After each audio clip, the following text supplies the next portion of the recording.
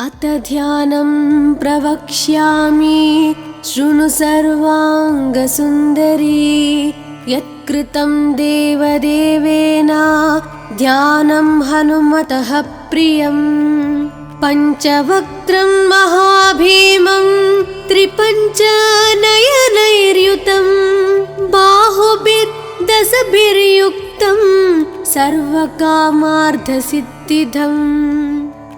पूर्वं तु वानरं वक्त्रं कोटिसूर्यसमप्रभं दंष्ट्राकरालवदनं भ्रुकुटीकुटिलेक्षणम्। अस्यैव दक्षिणं वक्त्रं नारसिंहं महाद्भुतम् अत्युग्रतेजवपुषं भीषणं भयनाशनम्।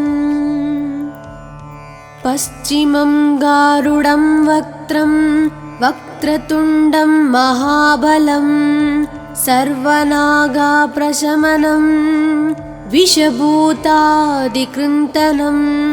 उत्तरं सौकरं वक्त्रं कृष्णं दीप्तं नभोपमं पातालसिंहवेताल ज्वररोगादिकृन्तनम्।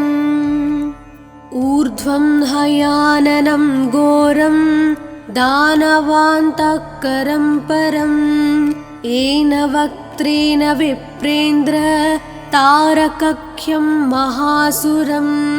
जगानसरसं तत्स्यात् सर्वशास्त्रहरं परं ध्यात्वा पञ्चमुखं रुद्रं हनुमन्तं दयानिधिम्। खड्गं त्रिशूलं खट्वाङ्गं पाशाङ्कुशपर्वतं मुष्टिं कौमदकीं वृक्षं धारयन्तं कमण्डलं। बिन्दिपालं ज्ञानमुद्रां दशाभिमुनिपुङ्गवम् एतानि युधजालानि धारयन्तं भजाम्यहम्।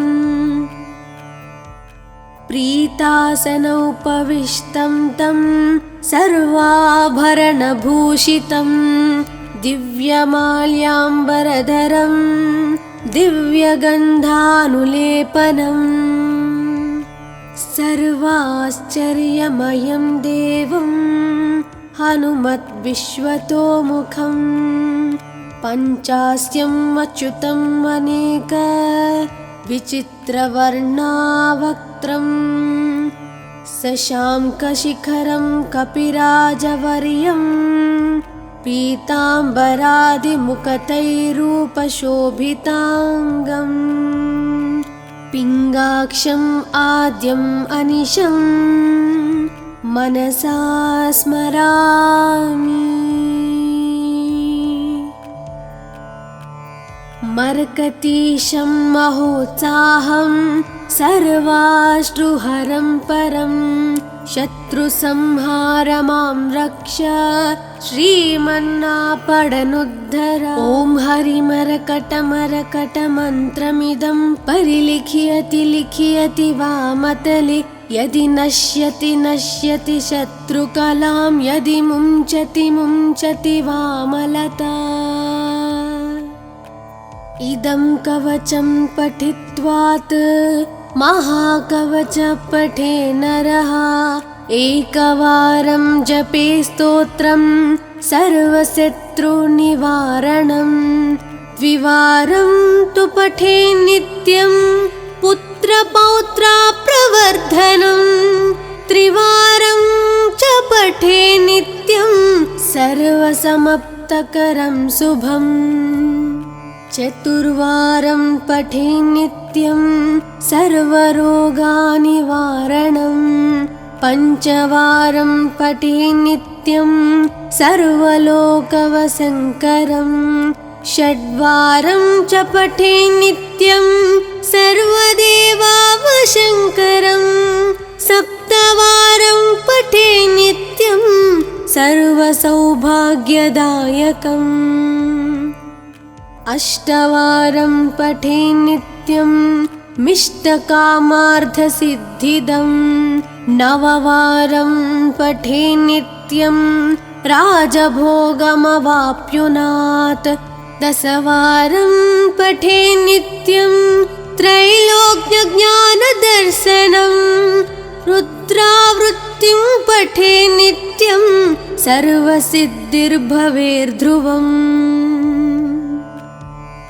कवचस्मतरणेनैव महाबलमवाप्नुयात् सुदर्शनसंहितायां श्रीरामचन्द्रसीताप्रोक्तं श्रीपञ्चमुखहनुमत्कवचं सम्पूर्णम्।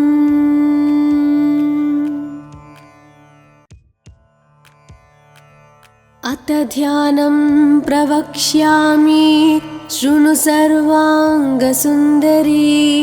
यत्कृतं देवदेवेन ध्यानं हनुमतः प्रियं पञ्चवक्त्रं महाभीमं त्रिपञ्चनयनैर्युतं बाहुभिर्दशभिर्युक्तं सर्वकामार्थसिद्धिदम् पूर्वं तु वानरं वक्त्रं कोटिसूर्यसमप्रभं दंष्ट्राकरालवदनं भ्रुकुटीकुटिलेक्षणम् अस्यैव दक्षिणं वक्त्रं नारसिंहं महाद्भुतम् अत्युग्रतेजवपुषं भीषणं भयनाशनम् पश्चिमं गारुडं वक्त्रं वक्रतुण्डं महाबलं सर्वनागाप्रशमनं विषभूतादिकृन्तनम् उत्तरं सौकरं वक्त्रं कृष्णं दीप्तं नभोपमं पातालसिंहवेताल ज्वररोगादिकृन्तनम् ऊर्ध्वं हयाननं घोरं दानवान्तकरं परं येन वक्त्रेण विप्रेन्द्र तारकख्यं महासुरं जगानसरसं तत्स्यात् सर्वशास्त्रहरं परं ध्यात्वा पञ्चमुखं रुद्रं हनुमन्तं दयानिधिम् खड्गं त्रिशूलं खट्वाङ्गं पाशाङ्कुशपर्वतं मुष्टिं कौमदकीं वृक्षं धारयन्तं कमण्डलं बिन्दिपालं ज्ञानमुद्रां दशाभिमुनिपुङ्गवम् एतानि युधजालानि धारयन्तं भजाम्यहम्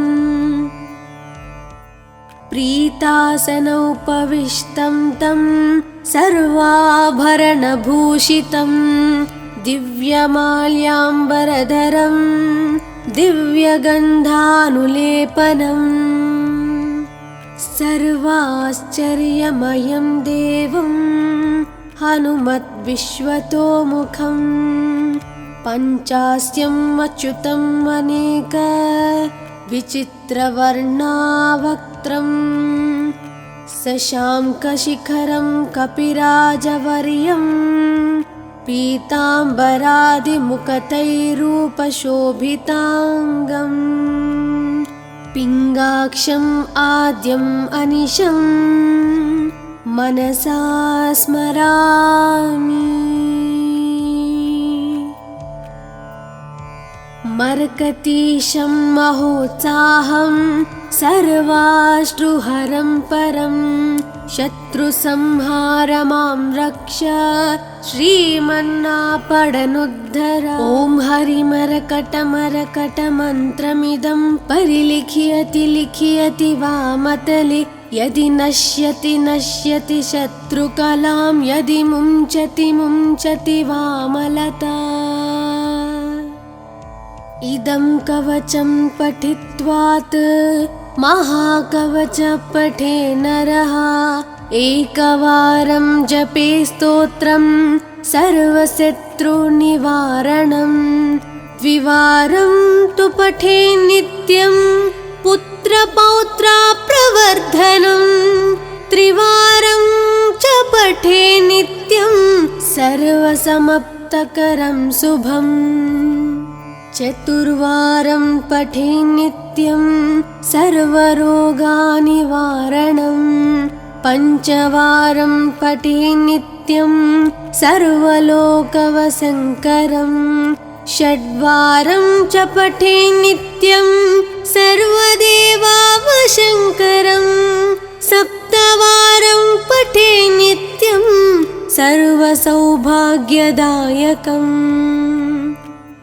अष्टवारं पठे नित्यं मिष्टकामार्थसिद्धिदं नववारं पठे नित्यं राजभोगमवाप्नुयात् दशवारं पठे नित्यं त्रैलोक्यज्ञानदर्शनं रुद्रावृत्तिं पठे नित्यं सर्वसिद्धिर्भवेर्ध्रुवम् कवचस्मतरणेनैव महाबलमवाप्नुयात् सुदर्शनसंहितायां श्रीरामचन्द्रसीताप्रोक्तं श्रीपञ्चमुखहनुमत्कवचं सम्पूर्णम्।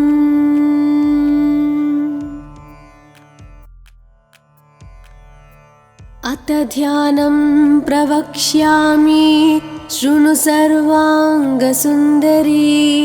यत्कृतं देवदेवेन ध्यानं हनुमतः प्रियं पञ्चवक्त्रं महाभीमं त्रिपञ्चनयनैर्युतं बाहुभिर्दशभिर्युक्तं सर्वकामार्थसिद्धिदम् पूर्वं तु वानरं वक्त्रं कोटिसूर्यसमप्रभं दंष्ट्राकरालवदनं भ्रुकुटीकुटिलेक्षणम् अस्यैव दक्षिणं वक्त्रं नारसिंहं महाद्भुतम् अत्युग्रतेजवपुषं भीषणं भयनाशनम् पश्चिमं गारुडं वक्त्रं वक्रतुण्डं महाबलं सर्वनागाप्रशमनं विषभूतादिकृन्तनम् उत्तरं सौकरं वक्त्रं कृष्णं दीप्तं नभोपमं पातालसिंहवेताल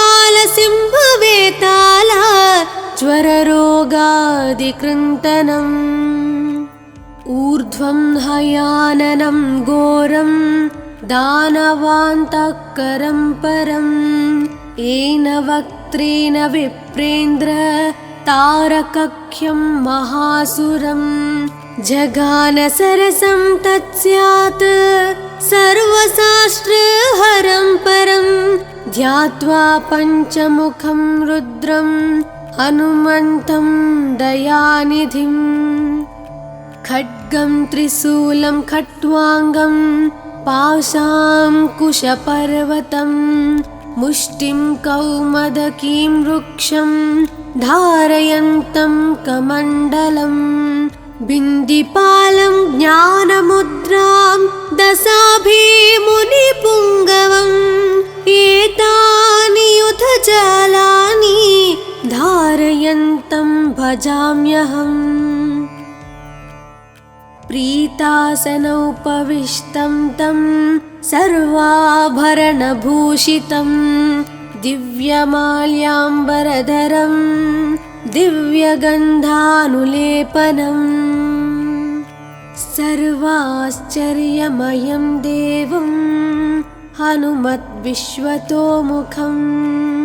पञ्चास्यम् अच्युतम् अनेक विचित्रवर्णावक्त्रं शशाङ्कशिखरं कपिराजवर्यं पीताम्बरादिमुखतैरूपशोभिताङ्गं पिङ्गाक्षम् आद्यम् अनिशं मनसा स्मरामि। मर्कतीशं महोत्साहं सर्वाश्रुहरं परं शत्रुसंहार मां रक्ष श्रीमन्नापडनुद्धर। ॐ हरिमरकटमरकटमन्त्रमिदं परिलिख्यति लिख्यति वामतले यदि नश्यति नश्यति शत्रुकलां यदि मुञ्चति मुञ्चति वामलता। इदं कवचं पठित्वात् महाकवच पठे नरः एकवारं जपे स्तोत्रं सर्वशत्रुनिवारणं। द्विवारं तु पठे नित्यं पुत्रपौत्राप्रवर्धनं। त्रिवारं च पठे नित्यं सर्वसमाप्तकरं शुभम्। चतुर्वारं पठे नित्यं सर्वरोगनिवारणं। पञ्चवारं पठे नित्यं सर्वलोकवशङ्करं। षड्वारं च पठे नित्यं सर्वदेवावशङ्करं। सप्तवारं पठे नित्यं सर्वसौभाग्यदायकम्। अष्टवारं पठे नित्यं मिष्टकामार्थसिद्धिदं। नववारं पठे नित्यं राजभोगमवाप्नुयात्। दशवारं पठे नित्यं त्रैलोक्यज्ञानदर्शनं। रुद्रावृत्तिं पठे नित्यं सर्वसिद्धिर्भवेर्ध्रुवम्। कवचस्मतरणेनैव महाबलमवाप्नुयात्। सुदर्शनसंहितायां श्रीरामचन्द्रसीताप्रोक्तं श्रीपञ्चमुखहनुमत्कवचं सम्पूर्णम्।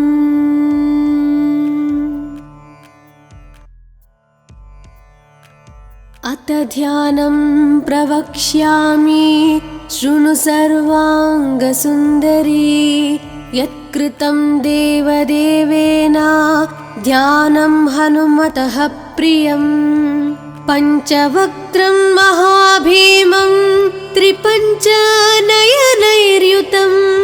बाहुभिर्दशभिर्युक्तं सर्वकामार्थसिद्धिदम्। पूर्वं तु वानरं वक्त्रं कोटिसूर्यसमप्रभं।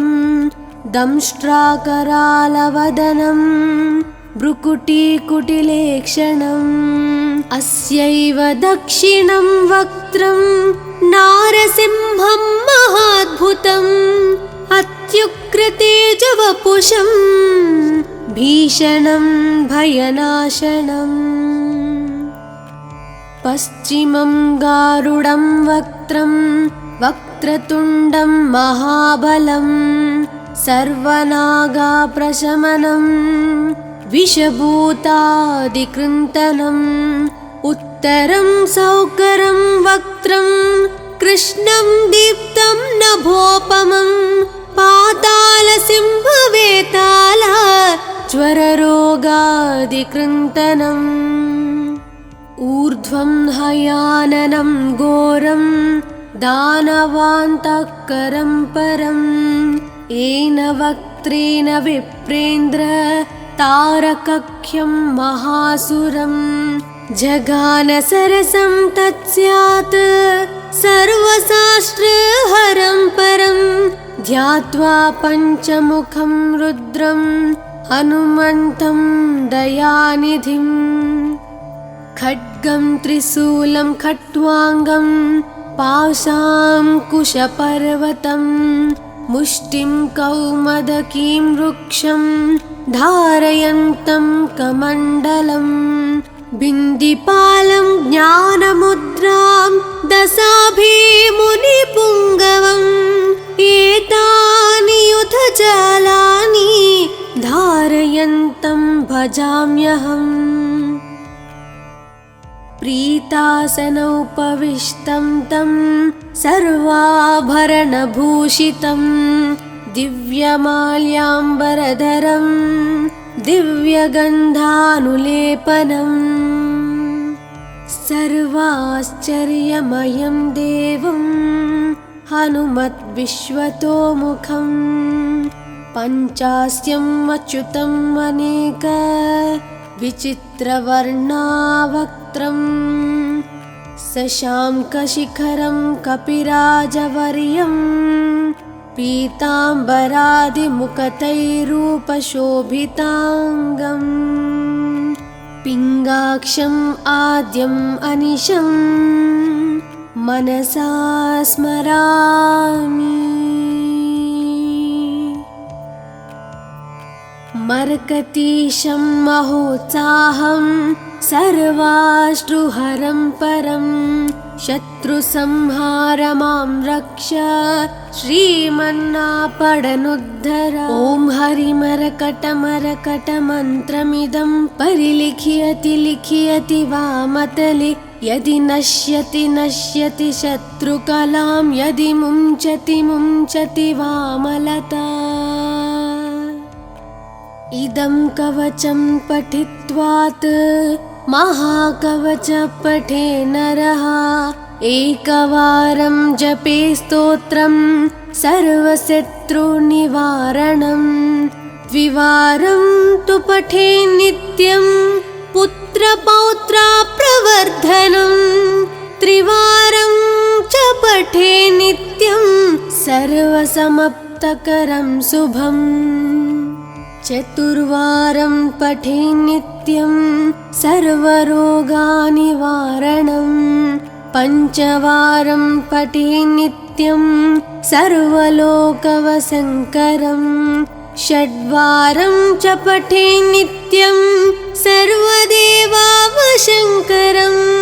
सप्तवारं पठे नित्यं सर्वसौभाग्यदायकम् अष्टवारं पठे नित्यं मिष्टकामार्थसिद्धिदं नववारं पठे नित्यं राजभोगमवाप्नुयात् दशवारं पठे नित्यं त्रैलोक्यज्ञानदर्शनं रुद्रावृत्तिं पठे नित्यं सर्वसिद्धिर्भवेर्ध्रुवम्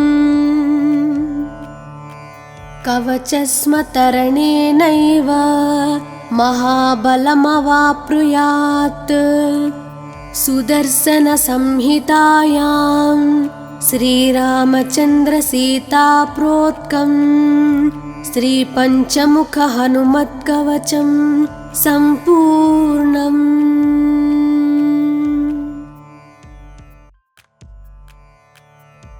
अथ ध्यानं प्रवक्ष्यामि शृणु सर्वाङ्गसुन्दरी यत्कृतं देवदेवेन ध्यानं हनुमतः प्रियं पञ्चवक्त्रं महाभीमं त्रिपञ्चनयनैर्युतं बाहुभिर्दशभिर्युक्तं सर्वकामार्थसिद्धिदम् पूर्वं तु वानरं वक्त्रं कोटिसूर्यसमप्रभं दंष्ट्राकरालवदनं भ्रुकुटीकुटिलेक्षणम् अस्यैव दक्षिणं वक्त्रं नारसिंहं महाद्भुतम् अत्युग्रतेजवपुषं भीषणं भयनाशनम् पश्चिमं गारुडं वक्त्रं वक्रतुण्डं महाबलं सर्वनागाप्रशमनं विषभूतादिकृन्तनम् उत्तरं सौकरं वक्त्रं कृष्णं दीप्तं नभोपमं पातालसिंहवेताल ज्वररोगादिकृन्तनम् ऊर्ध्वं हयाननं घोरं दानवान्तःकरं परं येन वक्त्रेण विप्रेन्द्र तारकख्यं महासुरं जगान सरसं तत्स्यात् सर्वशास्त्रहरं परं ध्यात्वा पञ्चमुखं रुद्रं हनुमन्तं दयानिधिं खड्गं त्रिशूलं खट्वाङ्गं पाशाङ्कुशपर्वतं मुष्टिं कौमदकीं वृक्षं धारयन्तं कमण्डलं बिन्दिपालं ज्ञानमुद्रां दशाभिमुनिपुङ्गवम् एतानि युधजालानि धारयन्तं भजाम्यहम् प्रीतासनोपविष्टं तं सर्वाभरणभूषितं दिव्यमाल्याम्बरधरं दिव्यगन्धानुलेपनम् सर्वाश्चर्यमयं देवं हनुमद्विश्वतोमुखं पञ्चास्यम् अच्युतम् अनेक विचित्रवर्णावक्त्रं शशाङ्कशिखरं कपिराजवर्यं पीताम्बरादिमुकुटैरूपशोभिताङ्गम् पिङ्गाक्षम् आद्यम् अनिशं मनसा स्मरामि मर्कटीशं महोत्साहं सर्वाश्रुहरं परं शत्रुसंहार मां रक्ष श्रीमन्नापडनु